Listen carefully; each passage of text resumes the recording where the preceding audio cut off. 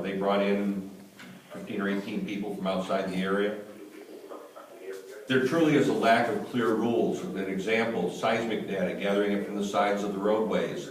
There's no New York state law that says you can't do that. And the companies were up here with thumper trucks gathering seismic data. You as a town or someone in a town, the town government can actually prevent that by using town law and requiring a permit to work within the roadbed. A lot of distrust. There's very little transparency. The drilling companies had no real understanding of who they should talk to, and I don't think that government understood, where they had to go for information or who to talk to. And there was some stress on county departments. I mean, down at your department, you almost needed one full-time person just to manage the requests for maps and data. When there's a lot of leasing going on, you'll see that your county clerk will have significant workloads.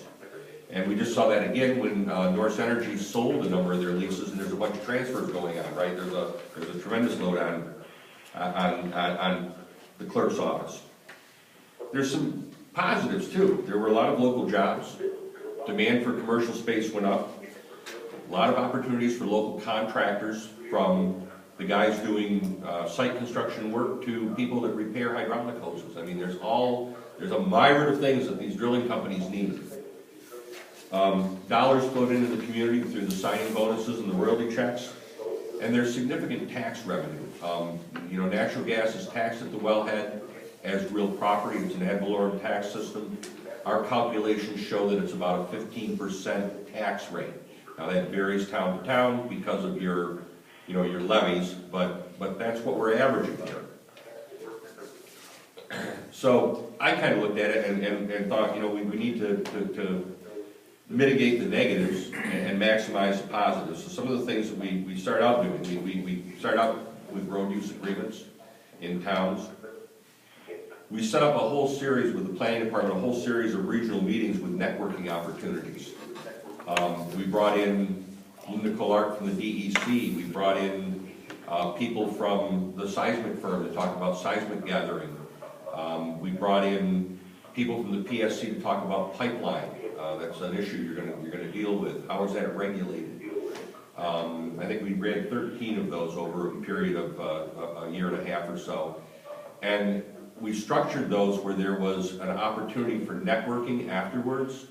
So we had people from the gas drilling companies there, we had people from BOCES, we had people from industry, we had people who were absolutely opposed to natural gas drilling. We had town supervisors, planners, economic development people from various counties around the region.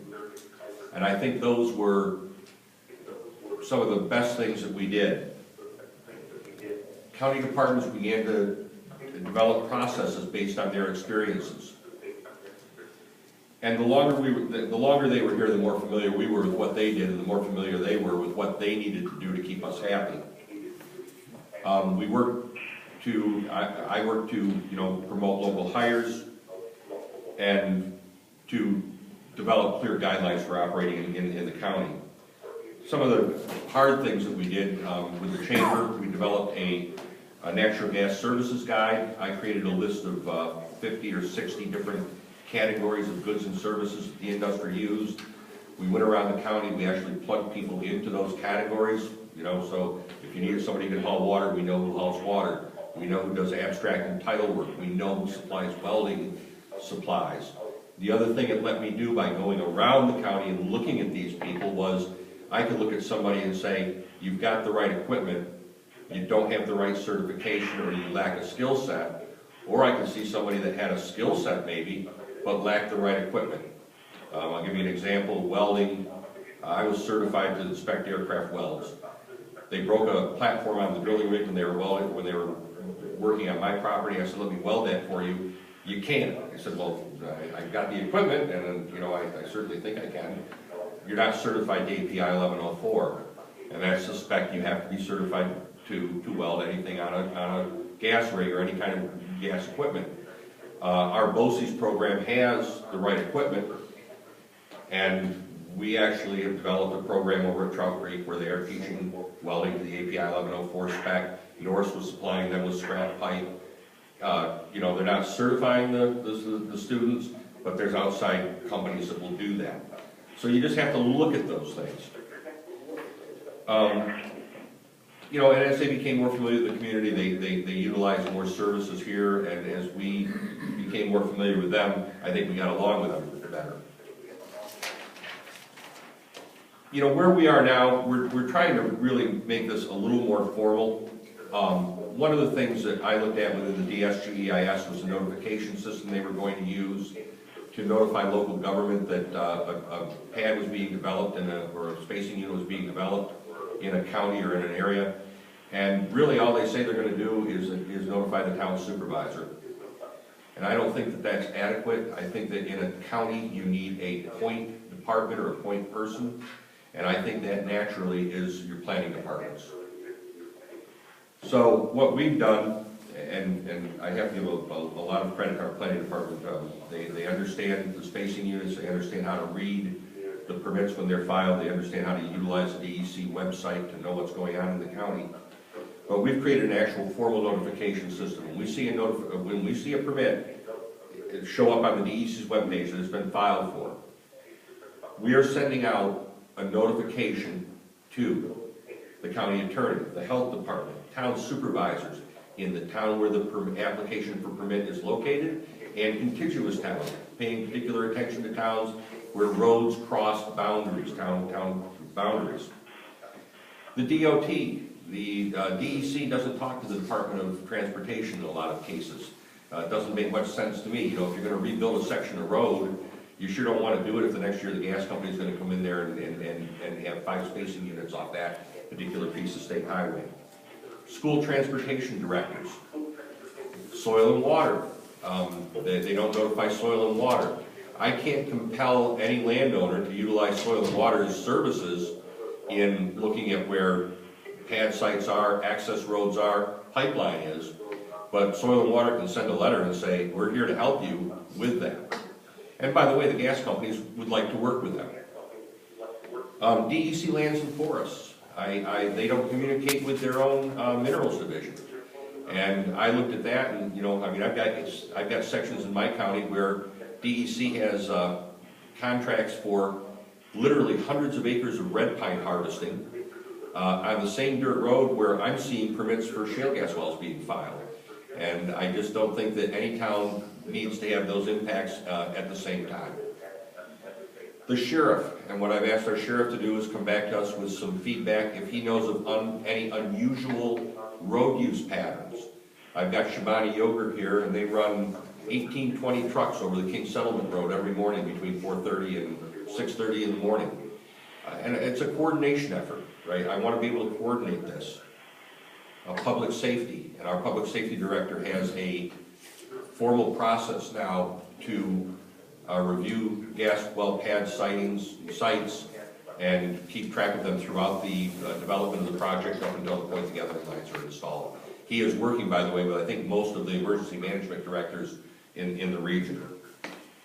There's probably others that we've missed in this, but you know, we have a system in place, we can pick them up.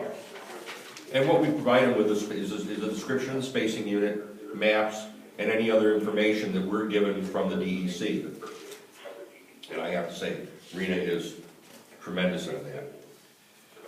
What we're looking for is feedback from all of those entities, and we're going to push that back to the DEC and back to the E&P companies. That way the concerns can be noted before the permits are issued, and the E&P companies will know who the contacts are. You know, and that's something that we found to be really helpful to them and helpful to the community. Each department, you know, they're developing formal processes on these issues.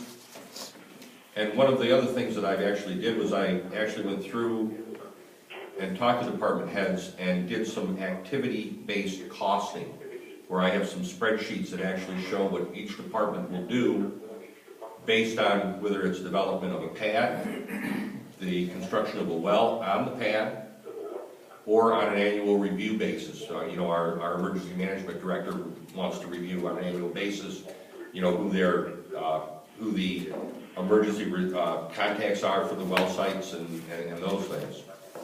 And we learn things going along the way. One of the things we learned the other day was that when wells are transferred, the only people that know about the well transfer is the DEC, and the DEC does not notify county government. So, you know, if you have a data set in emergency management that says the Palmatier well is Norse's, and they sell that well to MKey, you're going to still probably call Norse if there's a problem, because unless you go read the sign at the end of the driveway, you don't know. The same thing happens with taxes. They didn't notify us as to who owned the wellhead, and you can actually send your tax bill to the wrong entity. And I brought that to the attention of the DEC the other day. We've got a little parking lot up there, issues that need to be dealt with that don't revolve around hydraulic fracturing, but they're just housekeeping issues in my world. By creating these standardized procedures, I think what we can do is, and I know all the E&P companies that have leases in the county, and I talk to them at a minimum once a month. I'm talking to people at those companies. We can at least develop a set of minimum procedures that everybody has to adhere to.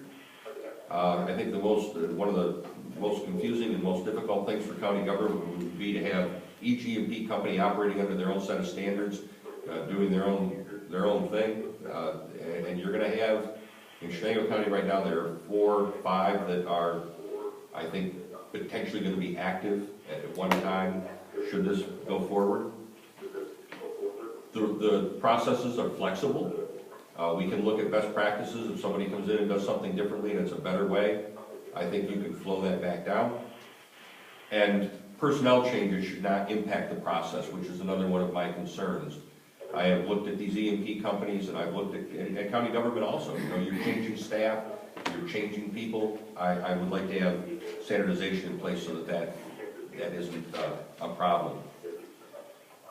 You know, more items will certainly be added to the list. Everyone on the notification list is pleased with what we're doing so far. There's probably others we should notify. I have discussed this process with IOGA and a number of E&P companies at IOGA meetings. They like it. DEC Minerals, they're so quiet, you never know what they're really thinking. They don't tell me they don't like it, but they don't say, we want to make this part of what we do. You know, and if you have questions, certainly contact Donna and the planning department. But, I'll let it go at that. I don't want to take up a lot of time. Well, first of all, I congratulate you folks on being able to act on what you have done thus far. Delaware County has a major problem, just like New York City.